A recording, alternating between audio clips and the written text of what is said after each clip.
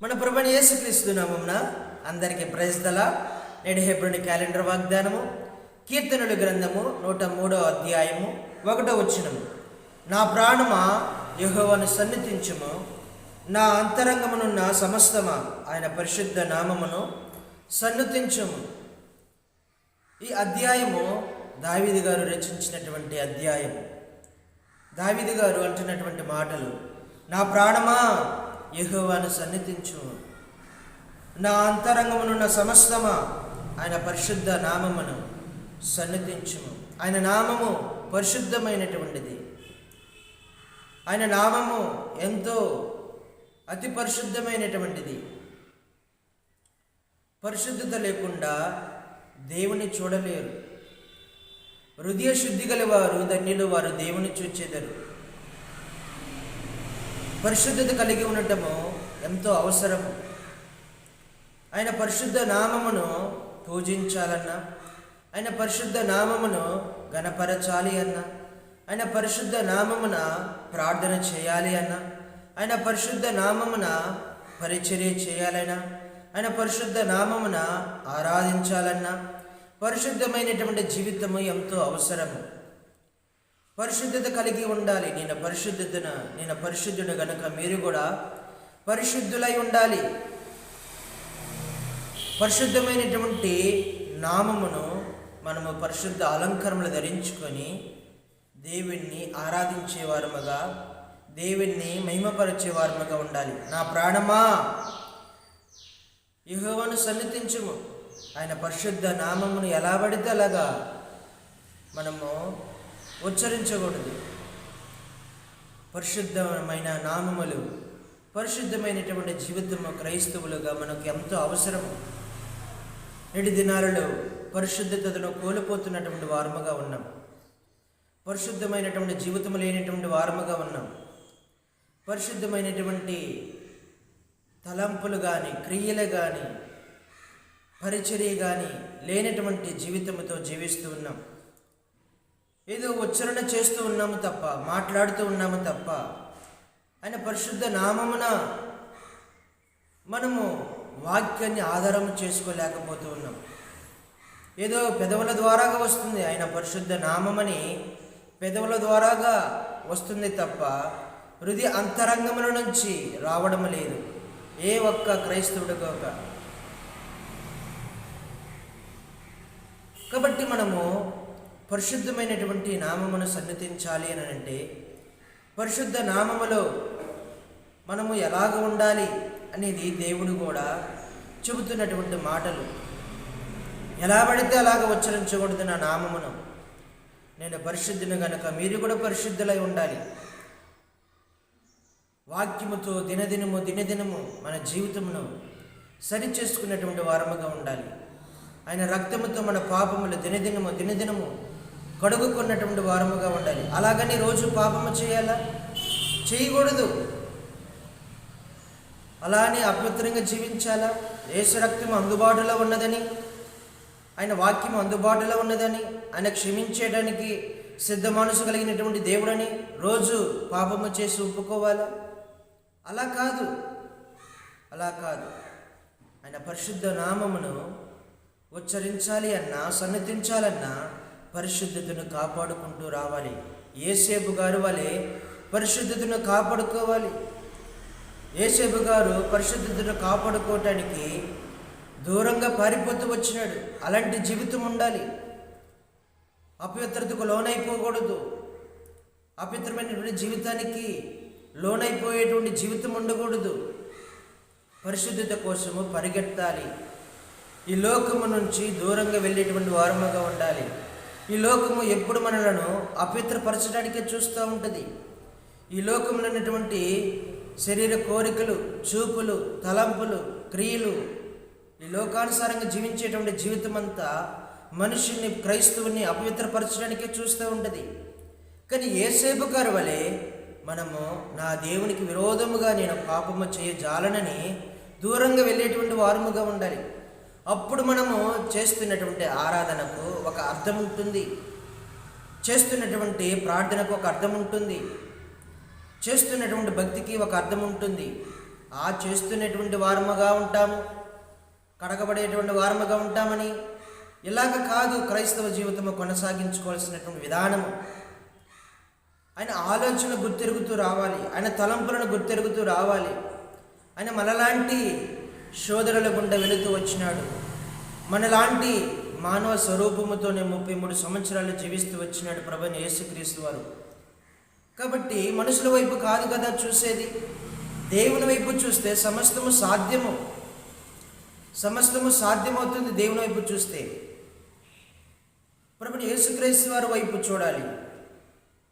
విశ్వాసమునకు కర్త దాన్ని కొనసాగించు ప్రభువైన యేసుక్రీస్తు వారి వైపు చూస్తే సమస్తము మనకు సాధ్యమవుతుంది.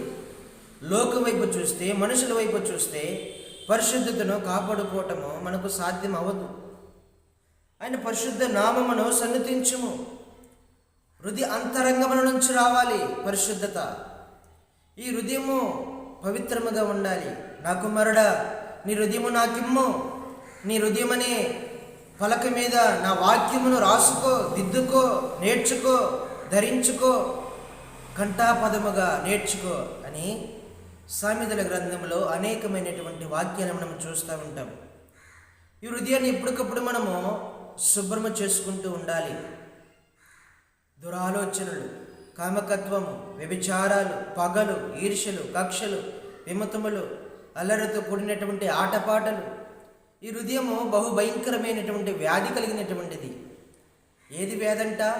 మనకున్నటువంటి వ్యాధులు కాదంట. ఏది వ్యాధి? పరిశుద్ధమైనటువంటి గ్రంథము ఏది వ్యాధిని సెలవిస్తూ ఉన్నది? దురాలోచన వ్యాధి, కోపం అనేది వ్యాధి, వ్యభిచారం అనేది వ్యాధి, కామకత్వం అనేది వ్యాధి, ఈర్ష్యలు అనేది వ్యాధి, కపటం అనేది వ్యాధి. ఇలాంటివి వ్యాధితో పోలుస్తూ వచ్చినాడు. ఇది బహుభయంకరమైనటువంటి వ్యాధి కలిగినటువంటిది. హృదయం అన్నిటికంటే మోసకరమైనది. ఇది బహు వ్యాధి కలిగినటువంటిది. ఏది వ్యాధి? మనకు వచ్చేటువంటి వ్యాధులు కాదు, దీనిలో ఉన్నటువంటివి వ్యాధులు కలిగినటువంటివి. దాన్ని బాగు చేసేటువంటి వాడు ఎవడు లేడు. కాబట్టి హృదయ అంతరంగంలో నుంచి పరిశుద్ధతను రావాలి. ఏమంటాడు? అయ్యా, నీకు విరిగిన నలిగిన మనసే నీకు ఇష్టమైనటువంటిది. బలిని కోరుకునేటువంటి దేవుడు కావు. ఒకవేళ బలిని కోరుకుంటే నా దగ్గర పశువులు ఉన్నాయి, గొర్రెలు ఉన్నాయి, మేకలు ఉన్నాయి, ఎడ్లు ఉన్నాయి, నేను అర్పిస్తానయ్యా, నా దగ్గర ఎన్నో ఉన్నాయి. కానీ నువ్వు అలాంటి బలిని కాదు కోరుకునేది. విరిగిన నలిగిన మనసును కోరుకుంటున్నావు, హృదయ అంతరంగంలో కోరుకుంటూ ఉన్నావు. విరగొట్టబడాలి అనంటే, నలగొట్టబడాలి అనంటే శరీరానికి చనిపోయి పరిశుద్ధతను కలిగినటువంటి వారుగా ఉండాలి. నేను పరిశుద్ధుని గనుక మీరు కూడా పరిశుద్ధులై ఉండవలసిందే. ఇది నియమము, కట్టడ, నిబంధన, ఆజ్ఞ. దీన్ని అతిక్రమించి జీవించినామనుకోండి, మనము దేవుని ఆరాధించలేము, దేవుని స్తుతించలేము, దేవుని గణపరచలేము. ఏదో మాట్లాడుతూ ఉంటామే తప్ప, ఏదో పదజాలాలు ఉపయోగిస్తామే తప్ప, ఏదో ఉచ్చరించేటువంటి వారముగానే ఉంటాము తప్ప, హృదయ అంతరంగంలో పరిశుద్ధత లేకుండా దేవుని ఆరాధించడము కష్టం. యథార్థమైనటువంటిది కావాలి, సత్యము కలిగినటువంటిది కావాలి, ఆత్మ కలిగినటువంటి జీవితము కావాలి, ఆత్మ నడిపింపు కలిగినటువంటి జీవితము కావాలి. ఇలాగ ఉంటే మనము నిత్యము దేవుని ఆరాధించేవారముగా, స్తుతించేవారముగా ఉంటాం. చూడండి, సమాజ మందిరాల్లో చేరినప్పుడు కొంతమంది ఆరాధన చేయమంటే చెయ్యరు. ఎందుకని? వాళ్ళ పాపము వారిని అడ్డగిస్తూ ఉంటుంది, వారు చేసినటువంటి తప్పులు వారిని అడ్డగిస్తూ ఉంటాయి. నోరు మూసేటువంటి విధానంలో ఉండేటువంటి వారుగా ఉంటారు, నోరు తెరవలేనటువంటి విధానంలో ఉంటారు. ఎందుకని? వారి పాపములు, వారు చేసినటువంటి భయంకరమైనటువంటి అపవిత్రమైనటువంటి జీవితము వారి నోరుని మూపేస్తుంది. పరిశుద్ధత కలిగినటువంటి వారిని చూడండి, ధైర్యముతో దావీదు గారి వలె సమాజంలో చేరి ఆరాధించేవారుగా, స్తుతించేవారుగా ఉంటారు. నా ప్రాణమా, ఆయన చేసిన ఉపకారములలో దేనిని మరవద్దు అని హృదయ అంతరంగంలో పరిశుద్ధమైనటువంటి పెదవుల ద్వారాగా సమాజంలో ఎంతో గంభీరముతో ఆరాధించేవాడుగా, స్తుతించేవాడుగా, మహిమపరిచేవాడుగా ఉంటాడు. ఇది మనము నేర్చుకోవాలండి. పరిశుద్ధత ఎంత గొప్పదో మనకు అర్థం కావాలి. నేటి దినాల్లో అది కొదవైపోతూ వచ్చింది. అపవిత్రమైనటువంటి జీవితంతో జీవిస్తూ ఉన్నాం. ఎవరైనా సరే, సేవకులు మొదలుకొని విశ్వాసుల వరకు హృదయ అంతరంగము క్లీనింగ్ లేదు, హృదయ అంతరంగము బాగులేదు, హృదయ అంతరంగము చెడిపోయింది. వాక్యము చెప్పేటువంటి వారైనా హృదయ అంతరంగం నుంచి ఏదో జ్ఞానమును బట్టి బోధిస్తున్నారే తప్ప పరిశుద్ధమైనటువంటి జీవితంతో జీవించేటువంటి జీవితంతో బోధించట్లేదు. తిమోతికి అదే అంటాడు, పరిశుద్ధతను కాపాడుకొని తన ఘటమును కాపాడుకొని 2 మాటలు చెప్పినా అది ప్రజలకు ప్రయోజనకరముగా ఉంటుంది. ప్రజలు దేవునిలోనికి వస్తారు, ప్రజలు మేలులోనికి వస్తారు, ప్రజలు రక్షణ అనుభవంలోనికి వస్తారు. మనము హృదయ అంతరంగంలో పరిశుద్ధత లేకుండా మనము చెప్పేది ఒకటి చేసేది ఒకటిగా ఉంటే అది ప్రజలకు క్షేమముగా ఉండదు, ప్రజలకు ఆశీర్వాదకరంగా ఉండదు. ఎవరైనా సరే, సేవకులు మొదలుకొని విశ్వాసుల వరకు ఇదే కొనసాగబడేటువంటి జీవితంతో జీవిస్తున్నటువంటి వారుగా ఉన్నారు. మరి సహోదరుడ సహోదరి, ఉదయకాల సమయంలో నీ హృదయ అంతరంగం ఎలా ఉన్నది? అది ప్రశ్న. హృదయ అంతరంగంలో మార్కు సువార్త 7వ అధ్యాయం 21వ వచనంలో హృదయములో నుండి బయటికి వచ్చేటువంటివి అక్కడ చదవండి, శరీర కార్యములు స్పష్టముగా ఉంటాయి. ఇవి పెట్టుకొని ఎలాగ ఆరాధిస్తాం? నువ్వే ప్రశ్న చేసుకో. నువ్వే అసలుకి నేను అర్హుడునా? నా పెదవుల ద్వారాగా దేవుని అని ఉచ్చరించవచ్చా అని. ఇది క్రైస్తవులకు వర్తిస్తుందండి. మరి అందరికీ వర్తిస్తుందంటే అందరికీ వర్తించదు. క్రైస్తవులకు మాత్రమే ఇలాంటి వాక్యము వర్తిస్తూ ఉంటుంది. ఎందుకని? మనకు పాపక్షమాపణ అంటే ఏంటో తెలిసింది. ఆయన ఎందుకు ఈ భూమి మీదకి వచ్చినాడో మనకు తెలుసు. ఆయన రక్తం ఎందుకొరకు చిందించినాడో మనకు తెలుసు. మనం ఏ విధంలో పశ్చాత్తాపడి ప్రభుని యేసుక్రీస్తు వారి రక్తంలో మనము కడగబడుతూ వచ్చినామో మనకు తెలుసు. అందుకు మనకు మాత్రమే వర్తిస్తుంది, అన్ని జనులకు వర్తించదు. అన్ని జనులు వాళ్ళకు దేవుని వాక్యము తెలియని అంత అవగాహన ఉండదు. వాళ్ళకు పాపక్షమాపణ, మారు మనసు, పశ్చాత్తాపం అనే అనుభవంలోకి వస్తే వారు కూడా నూతనమైనటువంటి స్వభావంలోకి వస్తారు. కాబట్టి వాళ్ళకి తెలుసుకోవడానికి కొంత సమయం అవసరమై ఉంటుంది. కాబట్టి ఈ వాక్యములు మనము క్రైస్తవ జీవితంలో విశ్వాసులకు మనము వర్తించేటువంటివిగా ఉంటాయి. కాబట్టి మన హృదయ అంతరంగం ఎలాగ ఉన్నది అనేది ప్రశ్న. హృదయ అంతరంగం ఏ విధంగా ఉంటుందో అనేది ప్రశ్న. నీ హృదయంలో ఏమి దాచుకున్నావో ప్రశ్న. ప్రభుని యేసుక్రీస్తు వారు నీ హృదయంలో ఉన్నాడా? నా కుమారుడా, నీ హృదయంలో నాకిమ్ము అని అంటున్నటువంటి మాటలు నువ్వు దేవునికి ఇస్తున్నావా? నీ హృదయము దేవుని వాక్యము నీ హృదయం మీద పలక మీద రాసుకుంటూ ఉన్నావా? పరిశుద్ధంగా కాపాడుకుంటూ ఉన్నావా? నేను పరిశుద్ధుడను, వేలుపులలో నీ వంటి వాడు ఎవడు? పరిశుద్ధతను బట్టి ఆయన మహానీయుడు, పరిశుద్ధతను బట్టి మహానీయుడు. పరిశుద్ధత కలిగి ఉండటం ఎంతో మనకు అవసరము. మన జీవితంలో, కుటుంబ జీవితంలో, సంఘ జీవితంలో, వ్యక్తిగతమైనటువంటి జీవితంలో, సమాజంలో పరిశుద్ధత ఎంతో అవసరము. పరిశుద్ధతను కాపాడుకునేటువంటి వారముగా ఉండాలి.